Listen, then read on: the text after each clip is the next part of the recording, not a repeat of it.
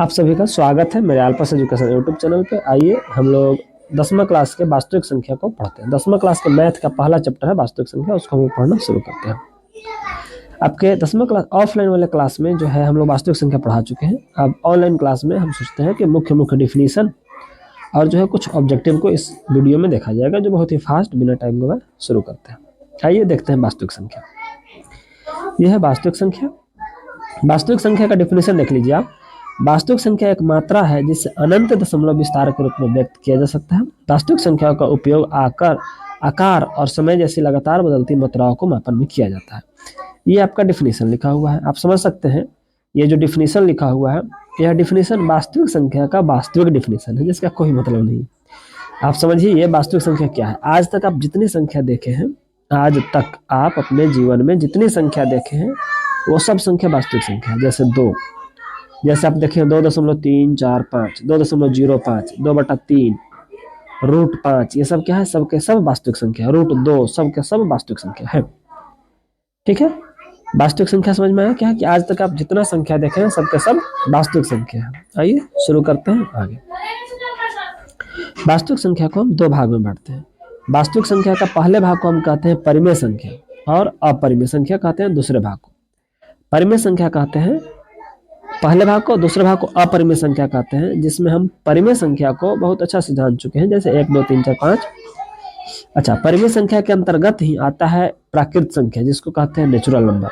ठीक है, natural number कहते हैं 1 2 3 4 5 को नेचुरल नंबर, उसमें 0 लगा देगा तो 0 1 2 3 4 5 को कहते हैं होल नंबर, जिसको हम पूर्ण संख्या कहते हैं। नेचुरल नंबर को प्राकृत संख्या कहते हैं, होल नंबर को पूर्ण संख्या कहते हैं। पूर्णांक, जो भी पूर्णांक है, पूर्णांक का मतलब होता है पूर्ण अंक, जो 1 2 3 4 5 6 है, इस पूर्ण अंक को हम पूर्णांक कहते हैं। जैसे पूर्णांक पॉजिटिव भी हो सकता है, नेगेटिव भी हो सकता है, 0 भी हो सकता है। और जो भी दशमलव वाला संख्या है, उस दशमलव वाले संख्या को हम कहते हैं परिमेय संख्या, जिसको इंग्लिश में कहते हैं रेशनल नंबर। और तो फिर कहिएगा इरेशनल में क्या आता है, तो इरेशनल में आता है जैसे √2, √5, जिसका हम रूट से बाहर नहीं निकाल पाएंगे, उसको हम कहते हैं इरेशनल नंबर। जैसे मान लेते हैं कोई संख्या ऐसे लिखा हुआ है और रेकरिंग भी नहीं है, शांत भी नहीं है, जिसको हम कहते हैं दशमलव प्रसार अशांत अनावर्ती, इसको हम कहते हैं अपरिमेय संख्या है। ठीक है, ये भी अपरिमेय है, ये √2 भी अपरिमेय है, √5 भी अपरिमेय है। आइए हम बारी बारी से इस सबका डिफिनीशन समझते हैं। इस सबका definition natural number, whole number, इस सबका डिफिनीशन समझते हैं, हिंदी में समझते हैं। देखिए आपका दिया हुआ है पहला दिया हुआ है कि परिमेय संख्या क्या है। परिमेय संख्या क्या है? किसी परिमेय संख्या a/b के रूप में लिखा जा सकता है, जहां a और b पूर्णांक है और b 0 नहीं होता है। b 0 नहीं होने का मतलब, जैसे हम 2/3 तो लिख सकते हैं, यह परिमेय संख्या है, लेकिन 2/0 परिमेय नहीं कहेंगे, क्योंकि नीचे कभी भी 0 नहीं होता। नीचे 0 हो जाएगा तो गलत हो जाएगा। आपको धीरे धीरे सब समझ में आ जाएगा क्यों, लेकिन अभी आप समझिए कि नीचे 0 नहीं होगा तो वो क्या है कि परिमेय संख्या नहीं होता है। ठीक है, वो कुछ नहीं होता है, गलत हो जाता है। तो नीचे 0 नहीं हो रहा है। जैसे और उदाहरण लिखा हुआ है 9/17, अगला एग्जाम्पल लिखा हुआ है 2.3, उसके अगला एग्जाम्पल लिखा हुआ है 0। ये सब क्या है? परिमेय संख्या के उदाहरण है। आइए देखते हैं अगला क्या है। अगला दिया हुआ है अपरिमेय संख्या। अगला दिया हुआ है अपरिमेय संख्या। अपरिमेय संख्या क्या है? जिसको हम p/q के रूप में नहीं लिख सकते, या फिर हम कह सकते हैं कि अपरिमेय संख्या वह है, अपरिमेय संख्या वह है जिसको जो है हम, जो संख्या परिमेय संख्या नहीं है उस सभी को हम अपरिमेय कहते हैं। मतलब इसके पूर्णांकों को दो अनुपात के रूप में नहीं व्यक्त किया जा सकता, उसको हम कहते हैं अपरिमेय संख्या। आप अपरिमेय संख्या भी देखिएगा, ये जो है जैसे कि पाई क्या है? एक अपरिमेय संख्या है। √7 क्या है? अपरिमेय संख्या है। 1 दशमलव कुछ भी रहेगा, 2 3 7 8 5 आते जाएगा डॉट डॉट डॉट, तो उसको हम कहेंगे अपरिमेय संख्या। ठीक है, तो ये ध्यान रखिएगा कि पाई का मान होता है 22/7, ये होता है परिमेय संख्या, लेकिन बाकी पाई क्या है? अपरिमेय संख्या है। ठीक है, आगे ये पूर्णांक। पूर्णांक कहते हैं पूरा धनात्मक संख्या, पूरा ऋणात्मक संख्या, और 0 को पूर्णांक संख्या कहते हैं। ठीक है, आगे देखिए पूर्ण संख्या क्या है। पूर्ण संख्या आप जान चुके हैं, प्राकृत संख्या में 0 जोड़ देते हैं तो पूर्ण संख्या हो जाती है। जैसे 0 1 2 3 4 क्या है? सबके सब पूर्ण संख्या है। ये 0 क्या है? 100 क्या है? सबके सब पूर्ण संख्या है। बाकी जो भी है सब पूर्ण संख्या है। ठीक है, प्राकृत संख्या देखिए, गिनती की संख्या को हम प्राकृत संख्या कहते हैं। चाहे 1 से बड़ी जितनी भी संख्याएं हैं वो सबको हम क्या कहते हैं? पूर्ण संख्या, प्राकृत संख्या कहते हैं, जिसको हम इंग्लिश में नेचुरल नंबर कहते हैं। 1 से बड़ी जो भी संख्या है। अच्छा, अभाज्य संख्या कहते हैं जो किसी से, अभाज्य संख्या कहते हैं जिसमें किसी भी संख्या से भाग ना लगे, जैसे 7, जैसे हम कहेंगे 11 13, ऐसे संख्या को क्या कहेंगे? अभाज्य संख्या। शुरू होता है अभाज्य संख्या 2 में भी 1 और 2 के अलावा और किसी से भाग नहीं लगता है। 7 में भी 1 और 7 के अलावा और किसी से भाग नहीं लगता है। मतलब उसमें भाग अन्य किसी से न लगे, उसमें भाग सिर्फ 2 को संख्या से, 1 और स्वयं से भाग लगे। ठीक है, इसको हम कहेंगे अभाज्य संख्या। अच्छा, अभाज्य संख्या में ये वाला जो लिखा हुआ है एक्स आई वाई, ये सब आपके काम का नहीं है, गलती से लिखा हुआ रह गया है। देखिए संयुक्त संख्या, भाषा एक संयुक्त संख्या में क्या है कि भाषा जो है, संयुक्त संख्या में भाषा भाज्य संख्या एक प्राकृत संख्या या धनात्मक पूर्णांक होती है जिससे 2 या 2 से अधिक गुणनखंड होते हैं। मतलब संयुक्त संख्या उसको कहते हैं जो किसी न किसी से कटे, जैसे कि 4 देखिए 2 से कट रहा है, अब देखिए 6 कट रहा है, 9 कट रहा है, ऐसे करते करते जो कटेगा, जैसे 15 कट रहा है, तो ये सब क्या है, संयुक्त संख्या है। जो किसी न किसी और से भी कटे उसको हम कहेंगे संयुक्त संख्या। आइए देख लीजिए सम विषम क्या है। सम कहते हैं वैसे संख्या जिसमें 2 से भाग लग जाए, जैसे 2 4 6 8 10 15, 15 नहीं। विषम संख्या किसको कहते हैं? विषम संख्या कहते हैं कि वैसे अंक जिसमें जो है 2 से भाग न लगे, पूर्णतः विभाज्य न हो, उसको हम कहेंगे विषम संख्या। जैसे 1 3 5 7, ये सब क्या है, विषम संख्या के उदाहरण है। आइए चलते हैं आगे देखते हैं कि ये आपका जो है डिफिनेशन वाला बात समाप्त हो चुका है। अब आप ऑब्जेक्टिव देखते हैं। आइए क्वेश्चन नंबर 1 का जो है सीधा सीधा आप फार्मूला हम आपको लिखा हुआ है क्लास में कि किसी भी 2 संख्या का एलसीएम और एचसीएफ का गुना करते हैं तो दोनों संख्या के गुना के बराबर उसका एलसीएम एचसीएफ का गुना आता है। तो है किसी संख्या के मशक का और लसा का गुना किया है तो दोनों संख्या के गुणनफल के बराबर उसका आंसर होगा। ठीक है, 2 में देखिए लिखा हुआ है, 2 में है कि यूक्लिड विभाजन एल्गोरिथ्म 2 धनात्मक पूर्णांकों के निम्न में से किसे परिकलित करने का तकनीक है। ये आप पढ़ चुके हैं, मशा को तकनीक है। आप मशा को ही ना कहते हैं यूक्लिड विभाजन प्रमेय के सहयोग से मशा निकाले, तो यही मशा हो गया। क्वेश्चन नंबर 3 देखिए, 3 में लिखा हुआ है 2 या 2 से अधिक अभाज्य संख्याओं का मशा क्या होगा।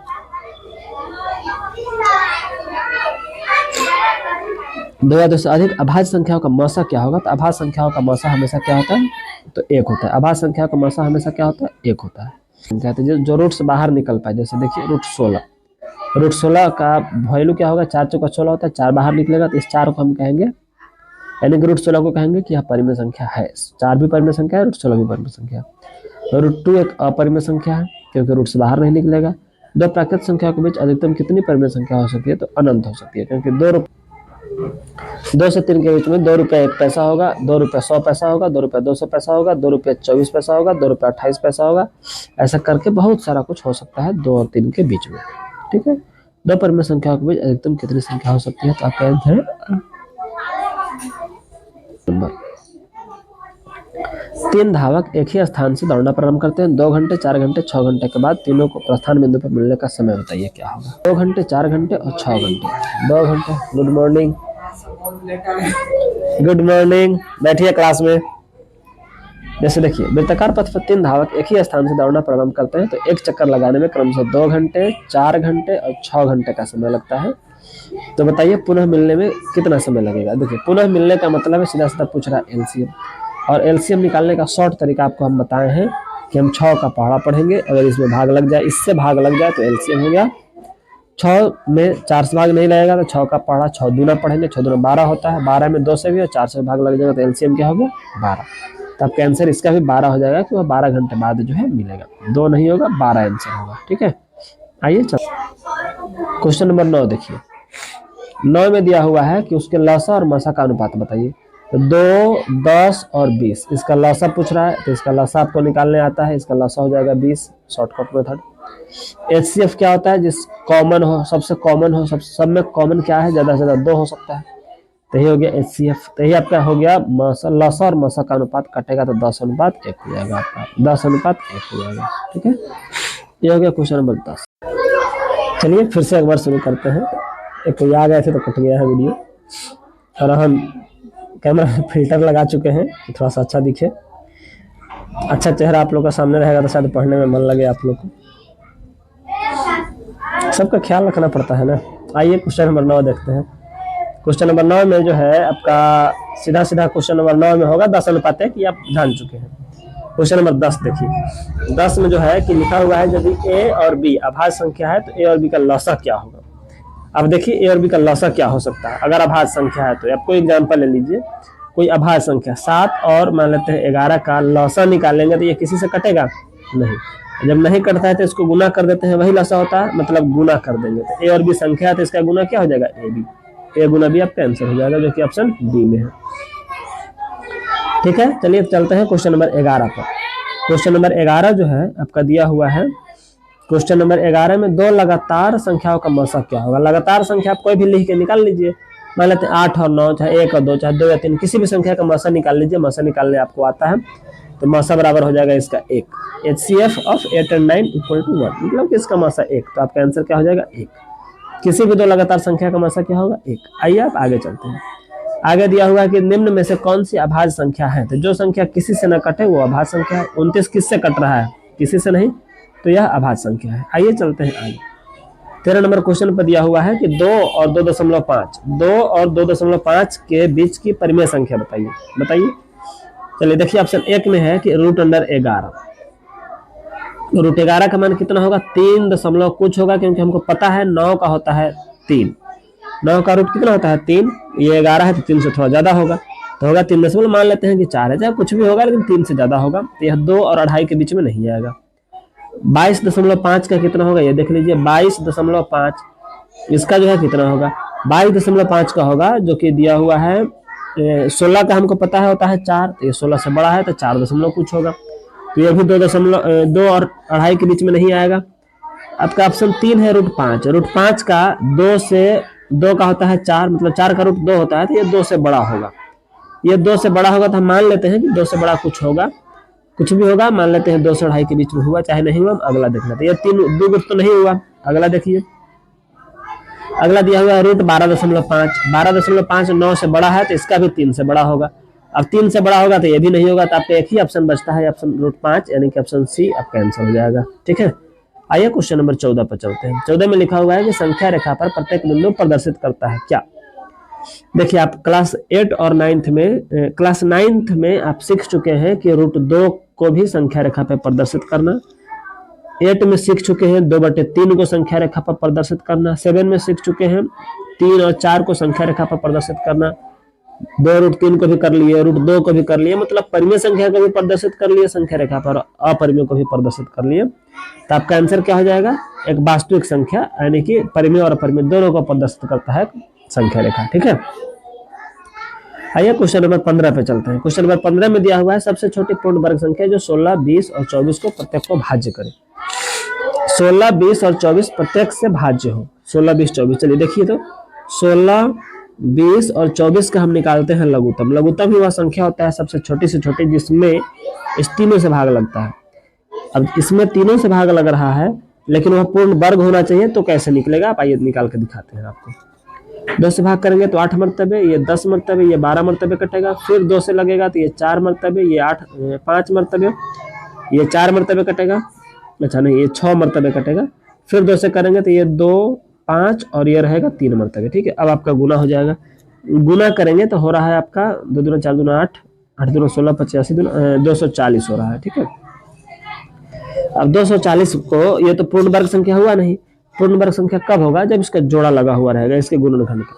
तो इसका गुणनखंड जो करेंगे हम, तो इसका गुणनखंड यही ना होगा, 2 गुना 2, तो एक जोड़ा ये हो गया, दूसरा जोड़ा आपका ये हो गया, तीसरा जोड़ा आपको 5 का होना चाहिए था, चौथा जोड़ा 3 का होना चाहिए था। तो 5 और 3 का जोड़ा कब लगेगा, जब इसमें एक तो 3 से और एक तो 5 से गुना करेंगे अपने मन से।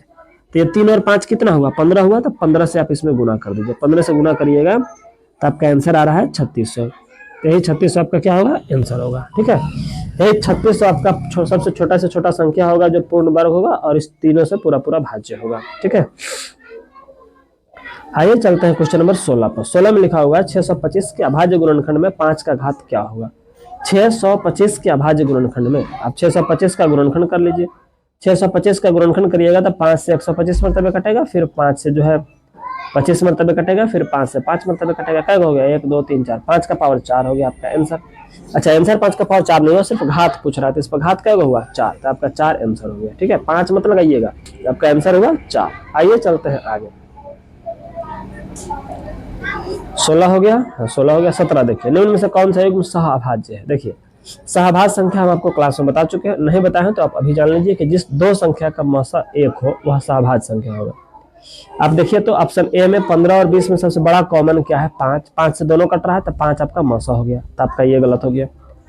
बी में लिखा हुआ है 13 और 52, 13 में भाग लग जा रहा है 13 से, भी 52 में भी भाग लग जा रहा है 13 से, तो इसका आंसर मौसा क्या हो जाएगा 13, तो आपका ये ऑप्शन भी नहीं हुआ। 9 और 16 देख लीजिए, तो 9 और 16 का मौसा 1 हो गया, तो ये आपका आंसर हो जाएगा, लेकिन 21 और 84 का मौसा 21 हो गया, तो ये भी आपका आंसर नहीं होगा। तो आंसर क्या हो गया 1 किसका आया मौसा 9 और 16 का, तो यही आपका हो जाएगा सहभाज्य संख्या। ठीक है, ऑप्शन सी। चलते हैं क्वेश्चन नंबर 18 पे। 18 में लिखा हुआ इतना और इतना का मौसा होगा। देखिए तो 455, ये क्वेश्चन तो हमको छोड़ देना चाहिए, मौसा आप लोग को निकालने आता है। 455 को 42 से भाग करना है, 42 से 1 मरतबे करेंगे तो 42 हो जाएगा 3, 5 भाग नहीं लगेगा तो यहाँ 0।